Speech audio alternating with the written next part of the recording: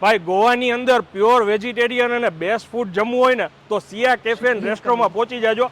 આ જગ્યા છે ને એ પોર્ટુગીઝ હાઉસ છે, 100 વર્ષથી ને જૂની જગ્યા છે, એમાંથી એમને આ કેફેમાં કન્વર્ટ કર્યું છે. અહીંનું એમ્બિયન્સ ટુ ગુડ છે, ઇન્ડોર અને આઉટડોર બંને અહીંયા સિટિંગ અવેલેબલ છે. અને ફૂડમાં એમ કહું કચ્છી દાબેલી આખા ગોવામાં ક્યાંય નહીં મળે, માત્ર ને માત્ર તારાબેન પાસે જ ખાવા માટે મળશે.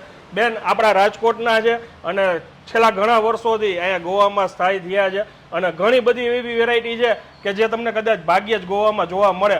સો આપણી પાસે સ્પેશિયલી કચ્છી દાબેલી છે, પાઉંભાજી છે, બટન ઇડલી છે, પોડી મસાલા ઇડલી છે, સાઉથ ઇન્ડિયન ઢોસા છે, છોલે ભટુરે છે, મિની સમોસા.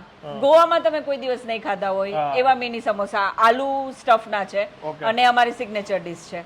ચાઇનીઝ કોમ્બો છે, નોર્થ ઇન્ડિયન કોમ્બો છે. કોઈ બી બે લોકોને ખાવું હોય તો સફિશિયન્ટ મળી જશે.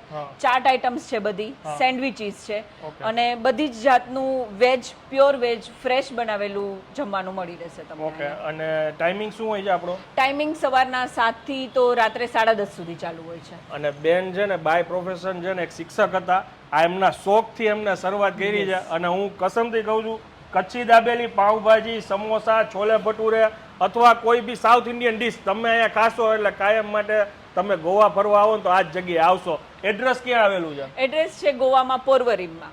બાકી ગૂગલ ઉપર સર્ચ કરી લેશો તો બી તમને મળી જશે. માહિતીને વધુમાં વધુ શેર કરી દેજો અને વેકેશનમાં પહોંચી જાજો.